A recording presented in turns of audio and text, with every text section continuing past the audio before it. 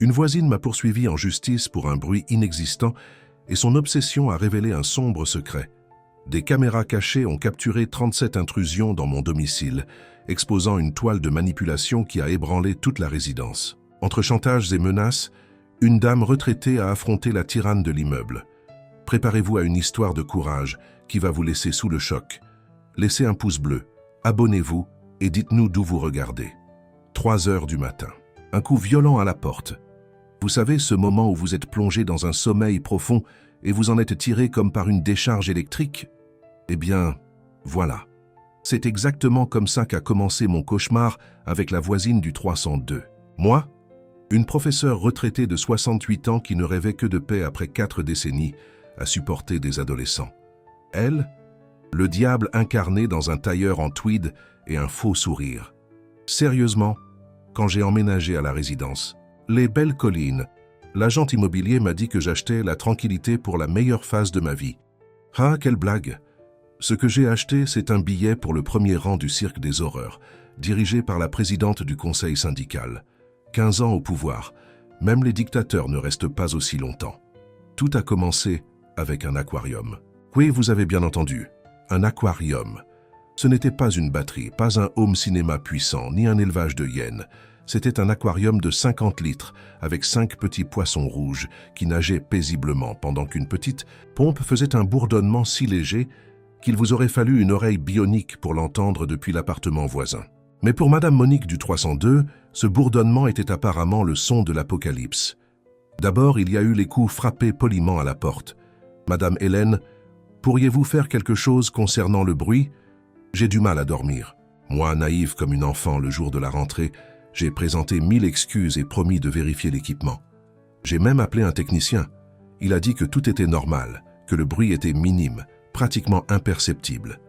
1 semaine plus tard, les coups frappés à la porte n'étaient plus polis. « Vous faites ça exprès? J'ai déjà prévenu pour ce bruit infernal ?» J'ai essayé d'argumenter, de montrer que le son était à peine détectable. Elle a soufflé, a tourné les talons et est partie en tapant des pieds. À ce moment-là, j'aurais dû réaliser que je n'avais pas affaire à une personne rationnelle. Mais vous savez, 40 ans à enseigner la littérature m'avaient fait croire que le dialogue résolvait toujours tout. Quelle naïveté de ma part, mon Dieu. Le mois suivant, j'ai reçu une notification officielle de la résidence. J'étais troublant la paix, avec des bruits nocturnes persistants. Je suis resté bouche bée. C'était comme être accusé de vol quand on ne peut même pas ouvrir sa boîte de médicaments sans aide. À la réunion du conseil syndical suivante, j'ai levé la main pour me défendre. 27 pères d'yeux m'ont dévisagé comme si j'avais annoncé que j'allais installer une boîte de nuit dans mon appartement. Les gens, c'est juste un aquarium, ai-je dit, sentant les mots s'étrangler dans ma gorge sèche. Le technicien a confirmé que le bruit est minime. Madame Hélène a interrompu un membre du conseil syndical, un homme chauve et hésitant qui semblait toujours sur le point de s'excuser d'exister. Nous avons plusieurs plaintes. Madame Monique ne dort pas depuis des semaines. Cette fameuse Madame Monique, assise au premier rang comme l'élève modèle que je n'ai jamais été, a hoché la tête avec une expression de souffrance digne d'un mélodrame. J'ai cherché du soutien autour de moi, mais n'ai trouvé que des regards fuyants ou des expressions de désapprobation. À ce moment-là, je me suis senti comme lors de mes premiers jours dans l'école où j'ai enseigné, isolé, invalidé et complètement sans alliés. Je suis rentré chez moi anéanti.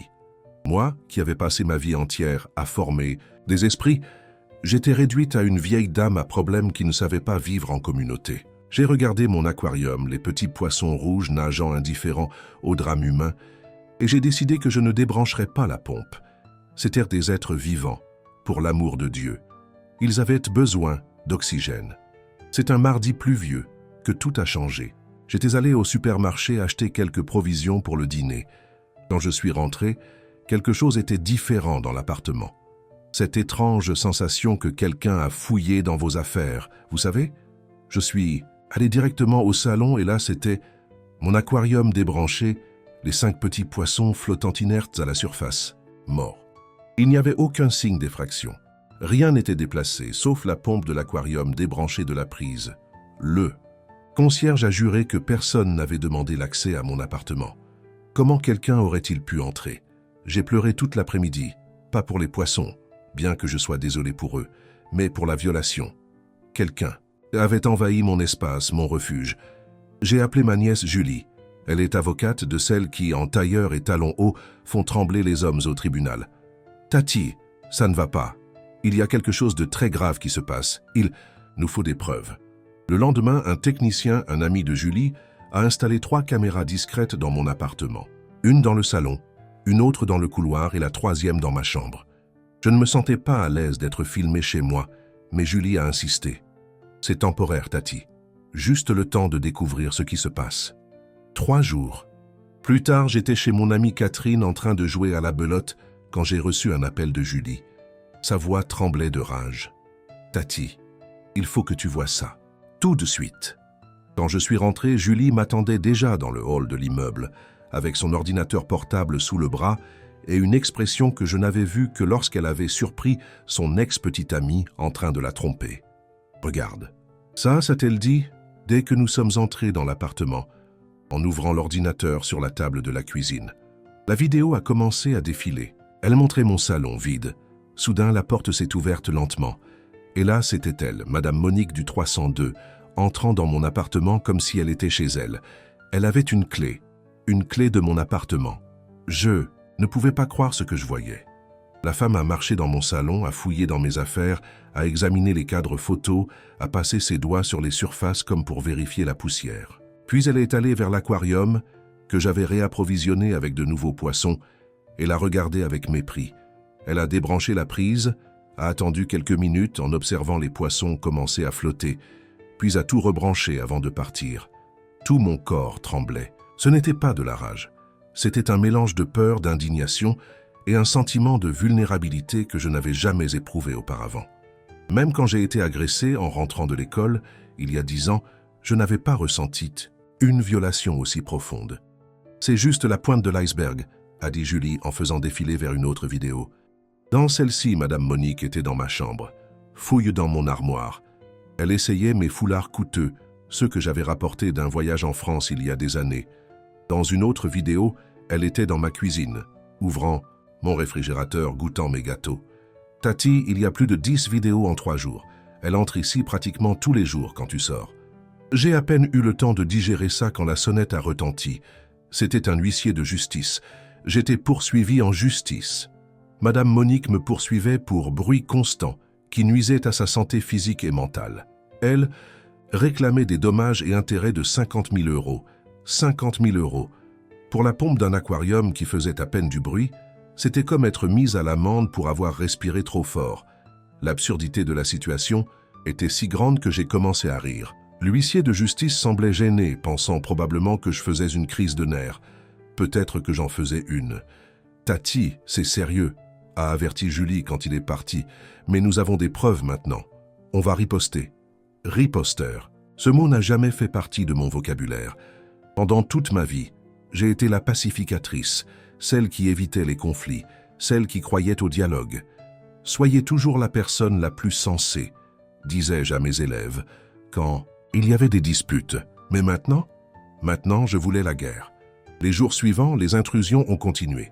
Julie a tout documenté méticuleusement. Pendant ce temps, la procédure judiciaire avançait. Ma nièce a fait quelques recherches et a découvert quelque chose de choquant. Ce n'était pas la première fois que Madame Monique poursuivait des voisins. Au cours des 10 dernières années, il y a eu au moins 5 cas similaires, tous résolus par des accords, car les gens préféraient payer plutôt que de l'affronter. « C'est une prédatrice », a dit Julie. Elle choisit des gens qui semblent vulnérables, des personnes âgées, des personnes qui vivent seules, des nouveaux arrivants dans la résidence, des gens qu'elle pense ne vont pas se battre. Elle ne savait pas qu'elle avait choisi la mauvaise personne cette fois. La résidence Les Belles Collines avait une tradition particulière. Le thé de l'après-midi, tous les mercredis, dans la salle commune. C'était une réunion informelle où les résidents discutaient de sujets légers, en prenant le thé et en mangeant des biscuits.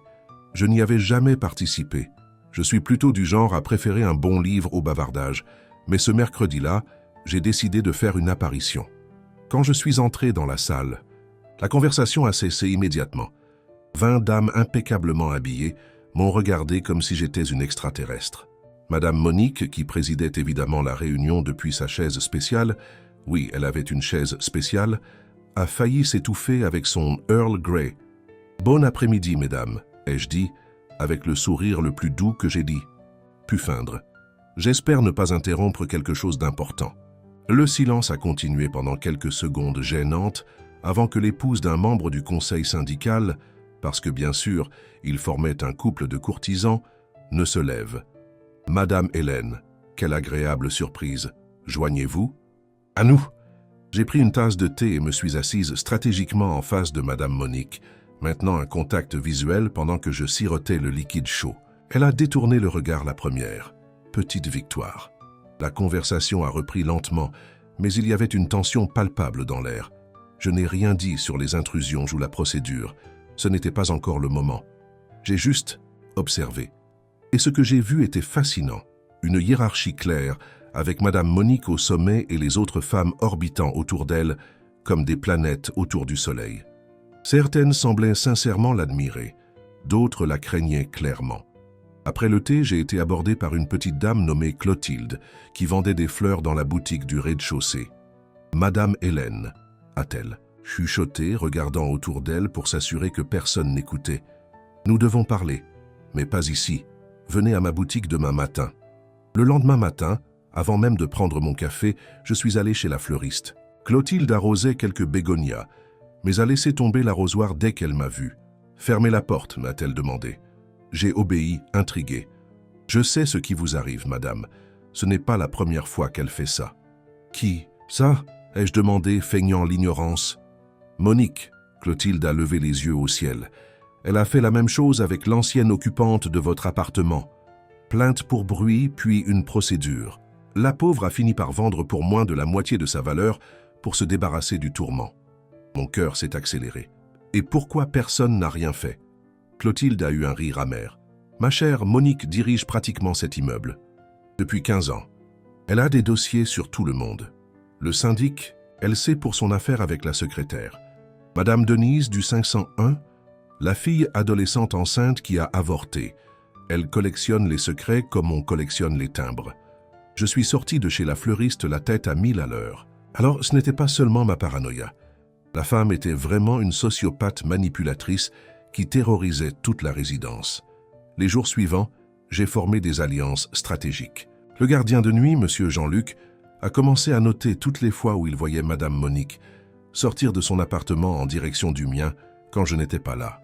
Clotilde a discrètement fait courir le bruit parmi quelques résidentes, de confiance que j'avais des preuves contre la présidente du conseil syndical. Pendant ce temps, les intrusions continuaient. Nous avons compté jusqu'à 37 entrées non autorisées en 3 mois. Et pire, à chaque intrusion, elle devenait plus audacieuse. Elle a commencé à prendre de petits objets.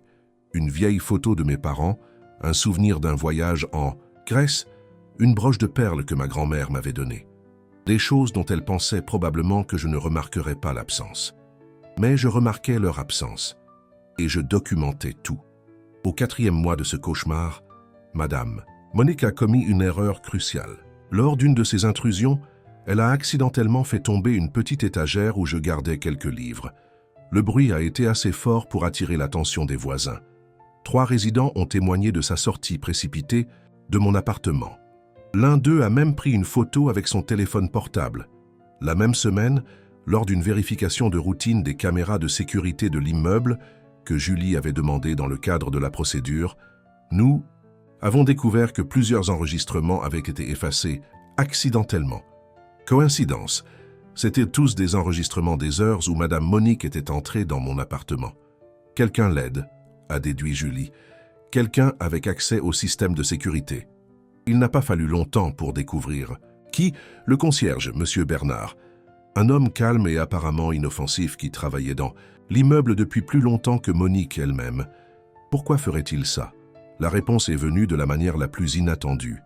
C'était un dimanche après-midi, je rentrais du supermarché quand j'ai vu Monsieur Bernard assis seul sur le banc du jardin, l'air dévasté. Normalement, je serais passé tout droit. Nous n'avions jamais été proches, mais quelque chose m'a fait m'arrêter. « Tout va bien, Monsieur Bernard. » Il a levé les yeux, surpris que je lui parle. « Ah, Madame Hélène. » Ses yeux étaient rouges. Ma femme a découvert. Découvert quoi? Sur Madame Monique. Sur nous. J'ai failli tomber à la renverse.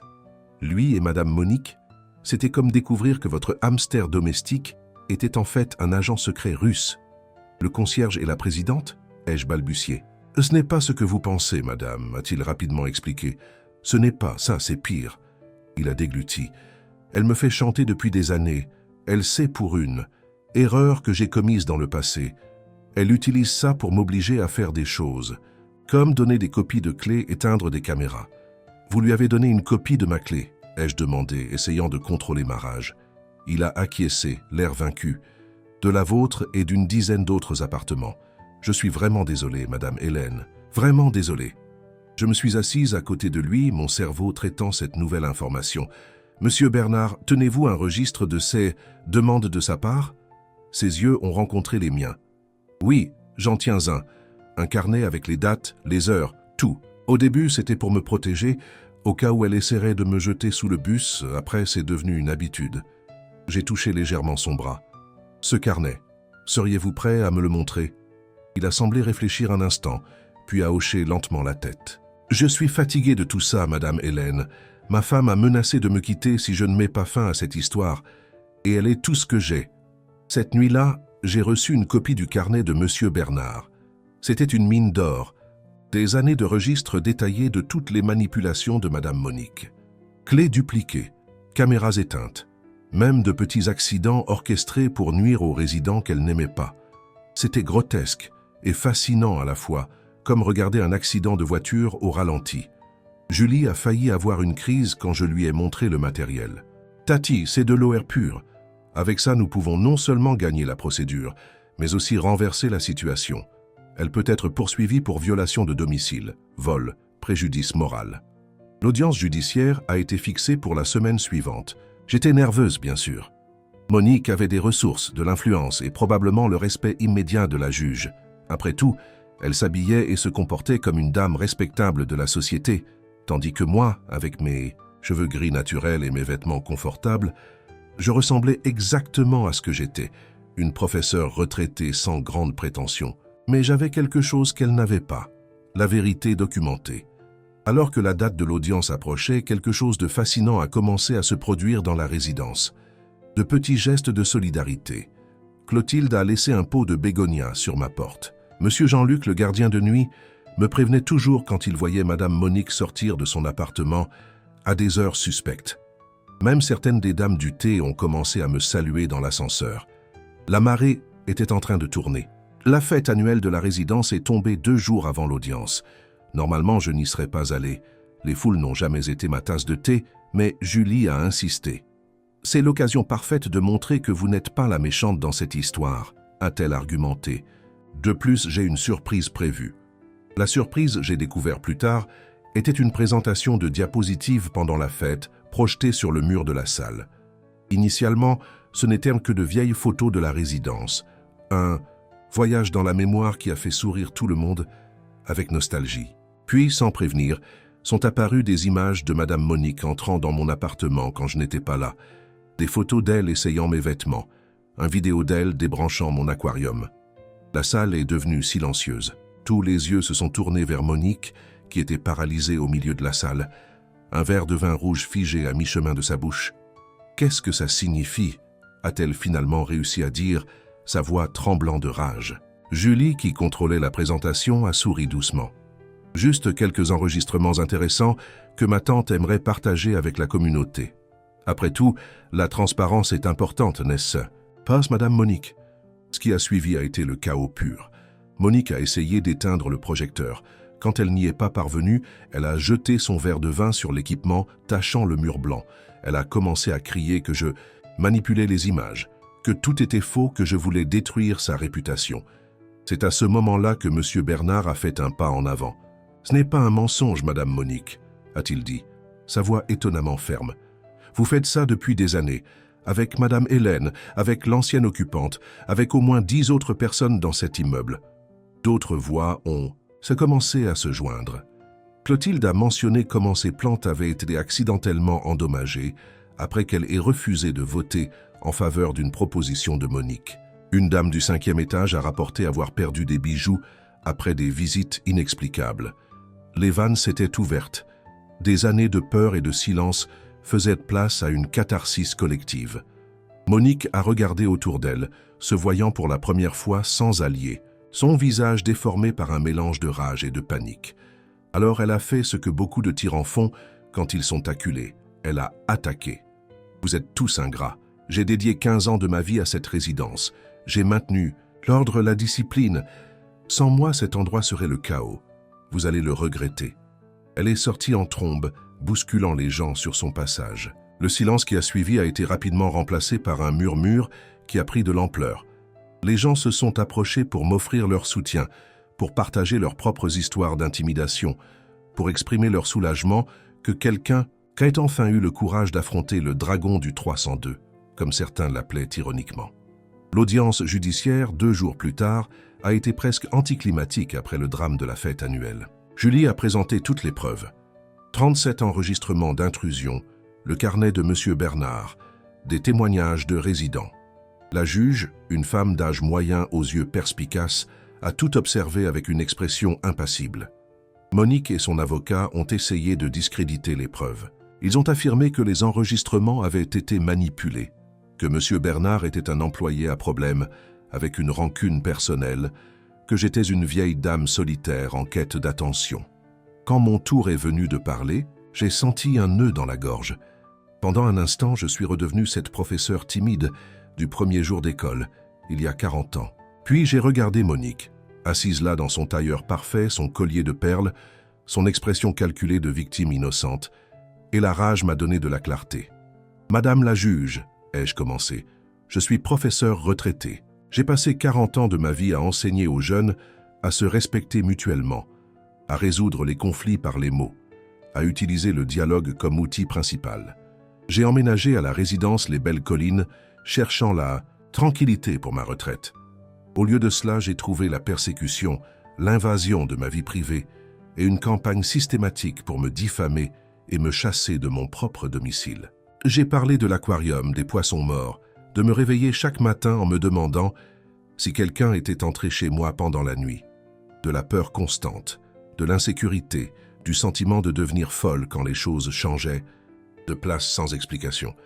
Je ne suis pas là seulement pour moi, ai-je conclu.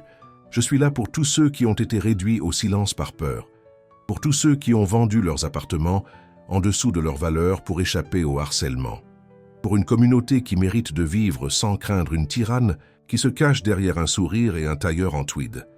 La juge a levé un sourcil, le premier signe d'émotion qu'elle a montré pendant toute l'audience. Elle a immédiatement suspendu la procédure de Monique contre moi et a ordonné l'ouverture d'une enquête pénale contre elle pour violation de domicile, vol et falsification de preuves.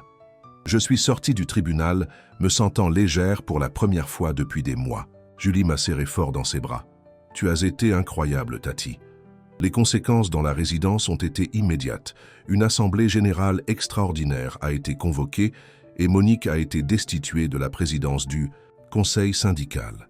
Le conseil, en examinant les comptes, a découvert des détournements de fonds de la réserve pour des améliorations qui ne bénéficiaient qu'à son appartement.